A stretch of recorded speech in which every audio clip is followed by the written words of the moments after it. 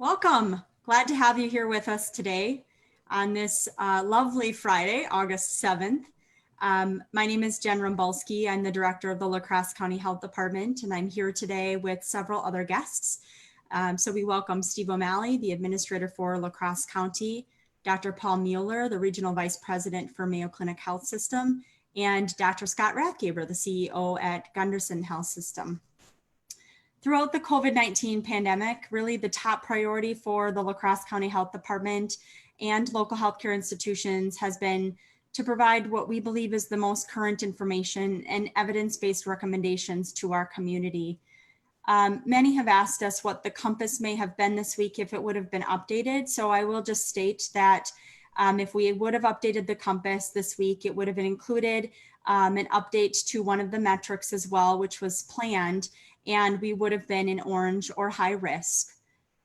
We over time know that the understanding of COVID is evolving. We learn more each week, and that information is in a variety of areas, including the symptoms of COVID-19, its transmission and its treatment and beyond. So we know that evolves over time with the information about COVID-19. And we also believe that the Cooley COVID-19 Compass has really served our community as an important tool to assess risk for La Crosse and surrounding communities and counties for the last several months. So we want to recognize and acknowledge that as well. We have always collaborated with healthcare partners on COVID-19 and beyond. And we really will be just announcing here today a new process that will replace the Compass as a risk assessment tool with a collaborative risk assessment process in consultation with our healthcare partners and other key stakeholders as well, including school districts, businesses, and other partners. So I'll turn it over now to Steve O'Malley, who is the administrator for La Crosse County. Thank you, Jen.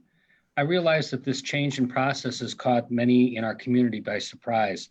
For some, the compass was confusing and wasn't an accurate view of the risk level in our community, while for others, they expected the compass to provide all the answers and that the recommendations would indicate a certainty about community-wide risk without any gray areas.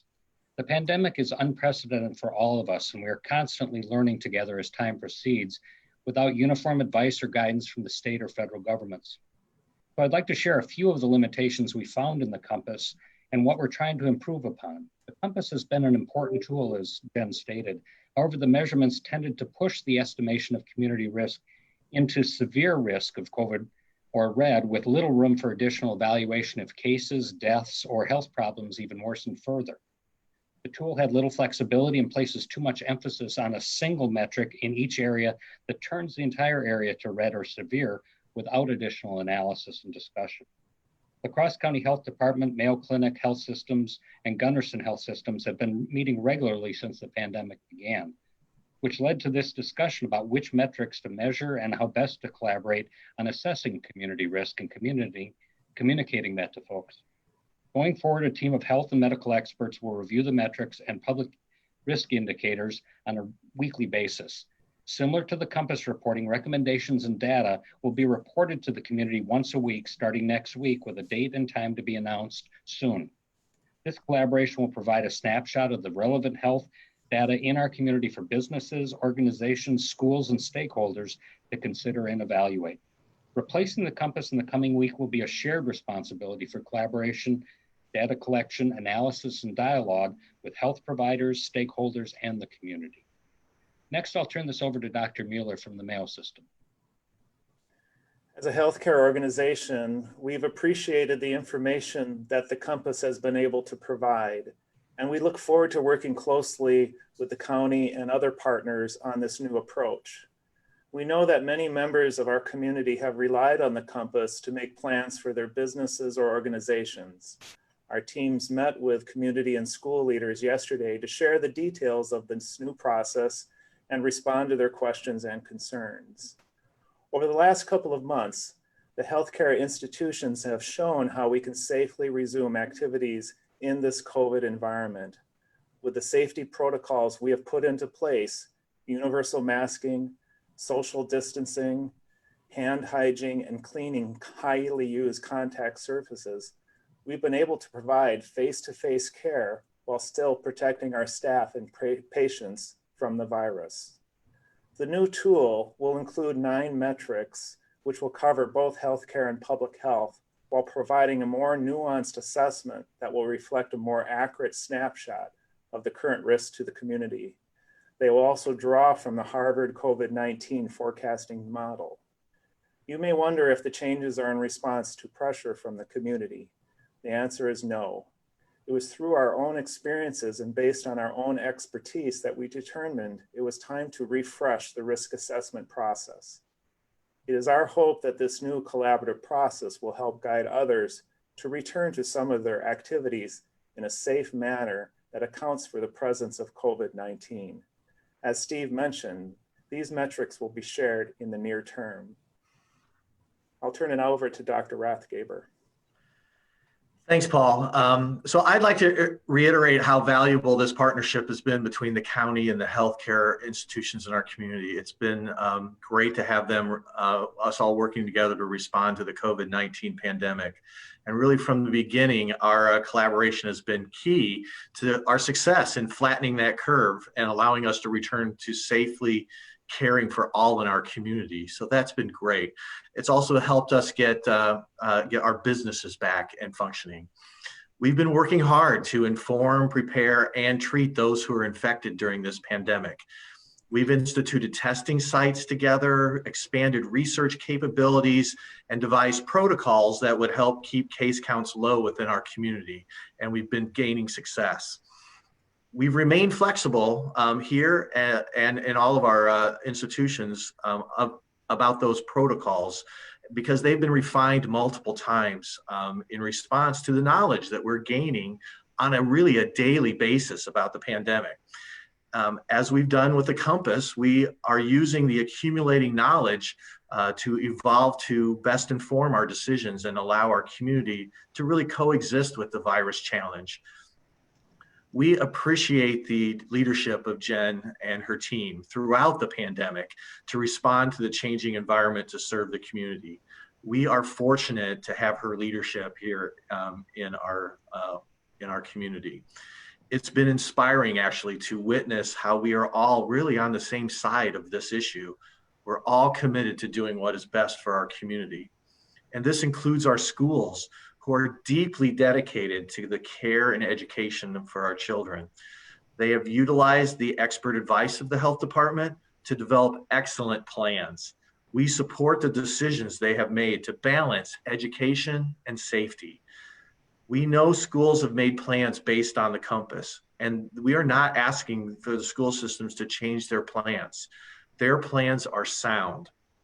We intend for this to be an evolution of metrics to provide even better information and recommendations to inform their decisions when time comes to reassess the plans. And as a scientist, I would end saying that I am pleased that our community continues to learn and to evolve our approach to the pandemic based on new information. This is how we get the best solutions. There is no playbook for us to follow on the pandemic. We are responding admirably with respectful dialogue and sharing our perspectives. It is making us stronger and more able to vanquish the pandemic. We will continue our close collaboration. We will celebrate our citizens who are doing their part in masking, distancing, and hand washing. And we will continue to express our gratitude to our partners in the schools, in the government, and in business that are helping us conquer this challenge. Together, we will succeed. That we know. And this is another step in that evolution. So with that, I'd like to send it back to Jen for further comments. Thank you. Thank you. And I want to just indicate that we have begun looking at these metrics. We have 9 proposed metrics. I'll share with you specifically the first 3. So we are going to be looking at the daily case rate of COVID-19 per 100,000 persons. That's something that we've been doing in the past. In addition, on the healthcare side, we want to be looking at the daily COVID hospitalization rate, again, rate per 100,000 persons. and also hospital capacity and capability for COVID care. So really capability for care is based on a few different things, including personal protective equipment status, testing, and other internal health system indicators. In addition to those three that I just mentioned, there will be public health indicators like the volume of testing conducted, the percentage of positive test results, contact tracing effectiveness, and the number of active outbreak investigations that will also be considered in order to determine that current level of risk in the community. And as indicated previously, this is a movement from a risk assessment tool to a collaborative risk assessment process. And we do intend to have a weekly media briefing to share what that data and the values to those data points are and what they mean for our community. And at this point, the intention is for those briefings to be on Fridays going forward with a time to be determined. So we'll keep you posted on that. So with that, that is the message that we wish to share for today, and we will now take questions. Marcus of News 19. My question's for Mr. O'Malley. Do you feel the announcement of the elimination of the Compass Guide was handled well? Again, it's the first time we've ever been in this situation, and we've done the best we can to communicate to all involved on what will be changing as we're finalizing what those changes will look like.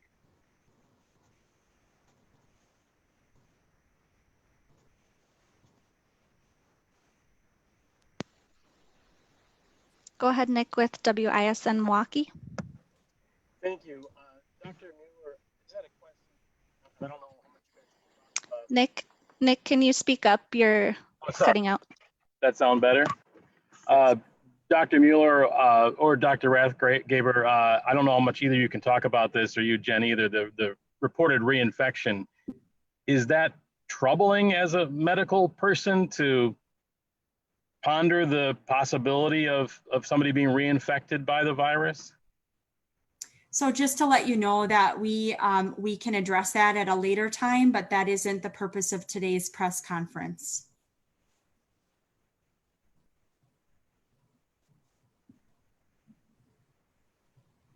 Dr. Mueller, based on the matrix of the Compass report, would La Crosse County have moved away from red for the rest of the year? I think you want to direct that to Jen. She's better equipped to address. I think she articulated that early in her message. Yeah, Marcus, I think what you're asking is about the rest of the year. I can't really predict where it would have gone. As you know, the metrics really are changed updated routinely in terms of the values for those. And so to understand, what may have come after this last week when we updated it, which I already spoke about, we really don't know, because it depends upon a number of things that might be happening around every one of those metrics. So it's hard to answer that question. But again, we knew that we are not in red. And so we would have, if we would have updated the Compass, it would have shown that we would have been in orange or high risk for this week.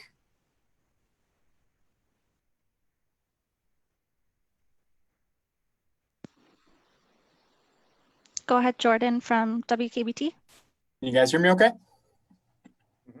This question is for Jen. I guess, Jen, why now? Why now drop the Compass and move to this new model? How did you guys come to that?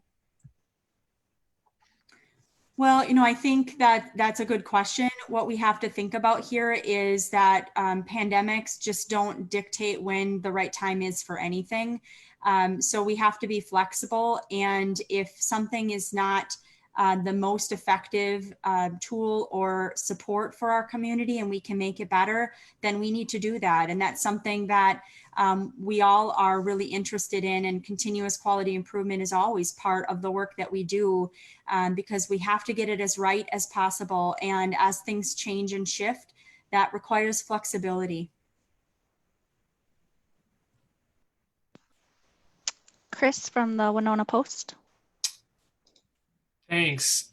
Please correct me if I'm wrong, but it sounds like you haven't yet released a new tool. Can you, Jen or Mr. O'Malley, could you tell me why did the county abruptly stop using the Compass and take down the Compass website without a replacement? Well, I can start. Certainly, we felt that re-emphasizing the Compass when we knew we were moving to a new tool might seem contradictory.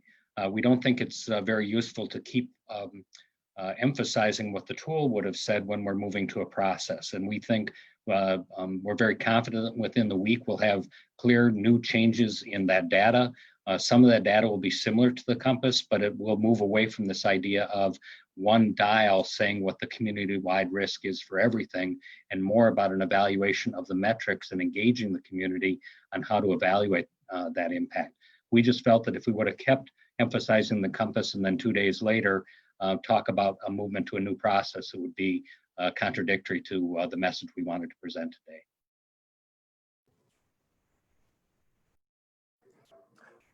Dr. R, you mentioned that you're not asking schools to change their plans. So how will they continue to go by the same plan without the Compass? So my understanding is that they had always articulated that they would be reevaluating their plans. And so they were going to do that based on the Compass at a time in the future. And so we believe we will have a better tool for them to evaluate going forward with this new process. And so it doesn't really change their timeline. It just provides them with a better metric and a better tool to make the good decisions that they've been making.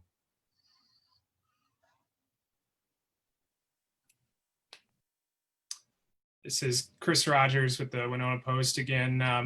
Mr. O'Malley or Ms. Rumbalski, Mr. O'Malley, you talked a little bit about how the new system will be not just based solely on one dial, and it'll have a little more flexibility.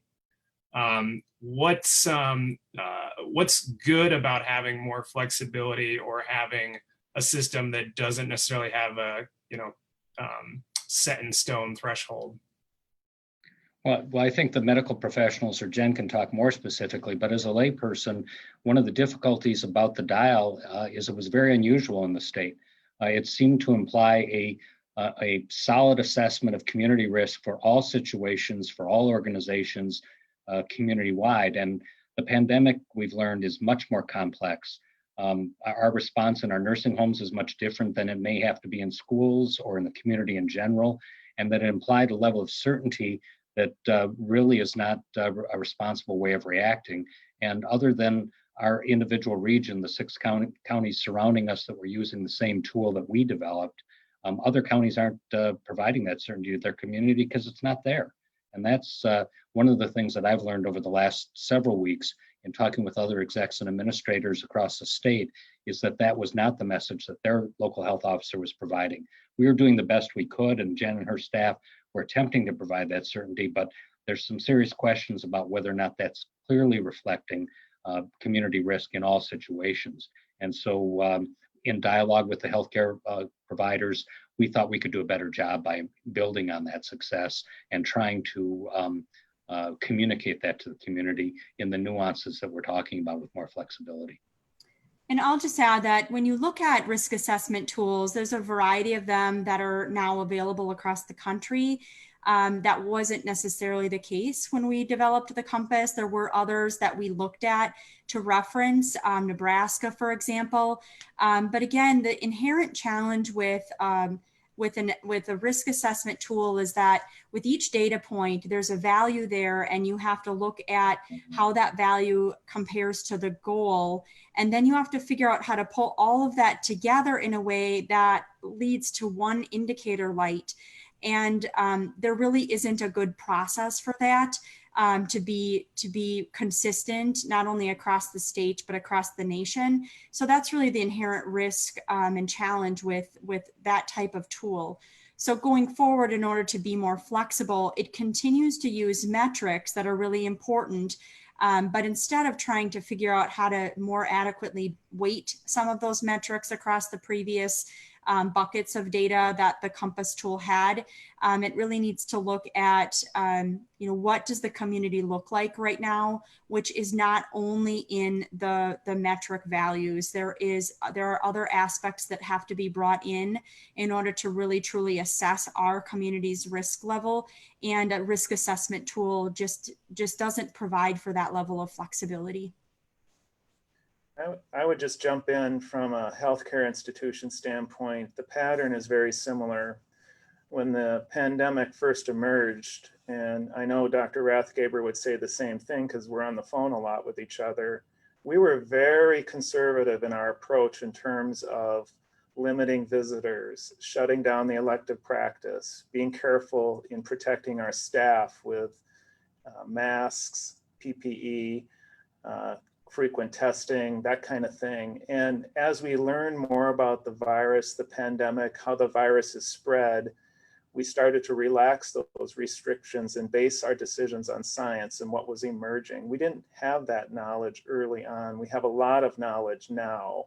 And now we're back to operations and taking care of patients who don't have COVID-related illness. And that illustrates a point, is that the other thing going on in the community is people need their healthcare needs met, not related to COVID. And we need to get on with living in our community in this virus environment with business, schools, teaching, learning, and other things, because those are important activities as well. We have a lot of knowledge on how to do that safely. And that Compass was appropriately conservative early on. And as we've learned more, we're now pivoting to a new process that's based on the knowledge that we have. And I don't know if Dr. Rathgaber can embellish on that or not.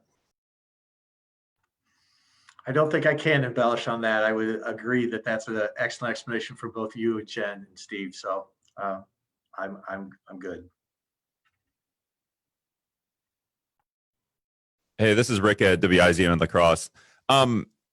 Schools are being postponed to in-person class, in-person teaching, I guess, in the classrooms. Childcare, we can send our kids to childcare facilities. Can you talk about the difference there, where that one is okay and one we're postponing?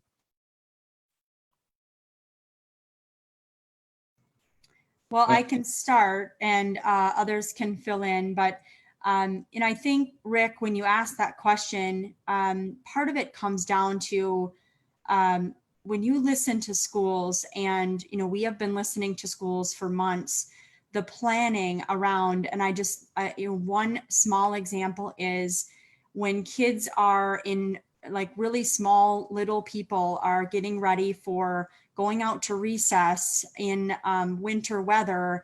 How do you make sure that they are physical distanced, and you have one teacher perhaps and no other assistants? It's just a small example of all the little pieces that happen in a school setting with that number of kids and the faculty that are available or the staff that are available, that the lift is different than it is in a daycare provider setting. So I think it just has to recognize that those settings are really different.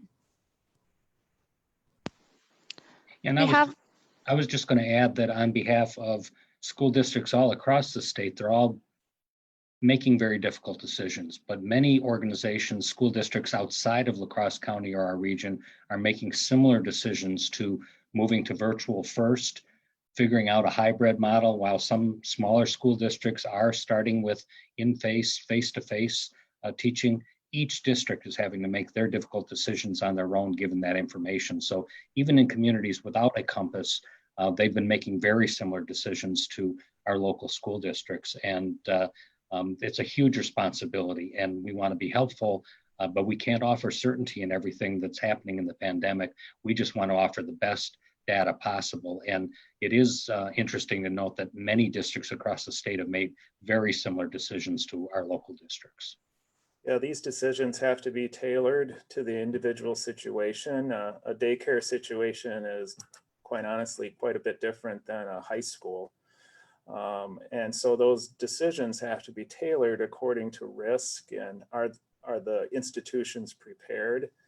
I'll come back to Mayo Clinic. We're one of a large system of hospitals, and we were the last in the entire system to relax our restrictions because of the nature and configuration of our hospital. We felt we wanted to see what happened elsewhere before we made any decisions to relax our visitor policy, for example. And schools should do that, other institutions should do that, and starting virtually might be a really good plan for whatever school district's involved. And it also gives them the benefit of seeing how other schools that are actually opening face-to-face do in this environment. We have a question from the Crawford County Independent. Will the new tool offer information for surrounding counties as well?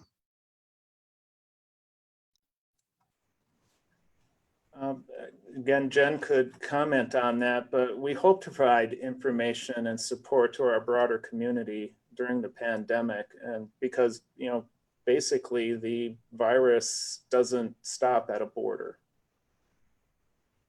Yeah, and I would just say that we are very conscious about the fact that the Compass did serve a 7-county area. And as we move forward, that's definitely part of the conversations. And I would say it's important, just as Dr. Mueller just indicated, that if you know, that we can provide information as needed.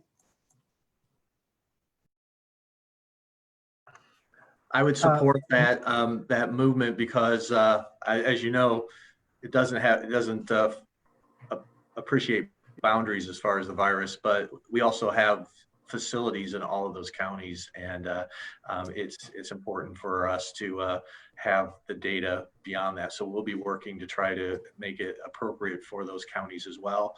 I know that they appreciated that prior to that, so it will be continuing to be on the discussion. My question's for either doctors. Can you differentiate the difference between a reoccurrence and a reinfection? And if you still can't talk about that, can you explain why?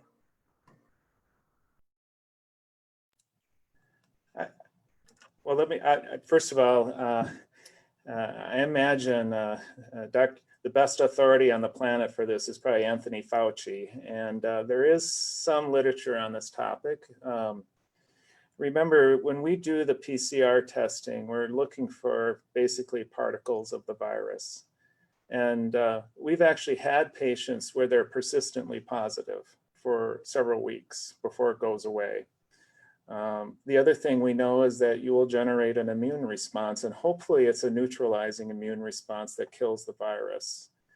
But a lot of infections, the viral particle will hang around even after you start to recover from that. So the real question in what the real scenario is someone who has tested positive twice. So there are all sorts of hypotheses around why they would test positive twice and separated by time. It could be a reinfection or reactivation. They had the virus and it was held at bay and it reemerged. I would defer to our scientists who are looking into how that might be. I mean, hypothetically, it could be a reinfection because we know the science tells us that in some circumstances, immunity wanes after a first natural infection. It also highlights why we need to continue the research on treatment and vaccines that provide a sustained immune response.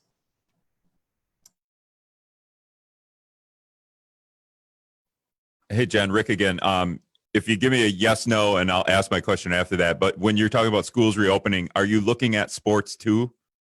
Or are you just going classroom stuff? Yeah, so the school planning has really been as comprehensive as is possible. Of course, the guidance, you know, some of that sport-related guidance comes from WIAA. You know, they also look at things like music programs because one of the concerns is around anything we call an aerosolizing activity. So, you know, any kind of aerobic activity or where you are singing, for example, there's information to show that that can cause the viral droplets to go farther than the typical 6 feet. So yes, they are planning as comprehensively as possible.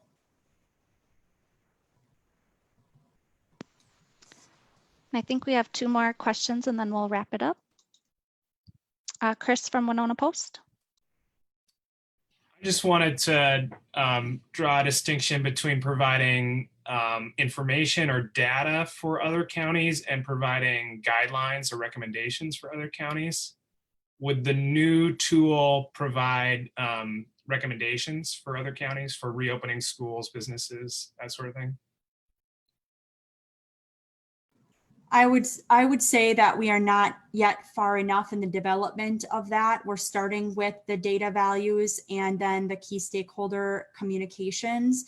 And then we envision there be some sort of a statement each week that we would share the data and the values and a statement about risk that would include some recommendations. How specific those get, we haven't gotten that far yet in the collaborative process.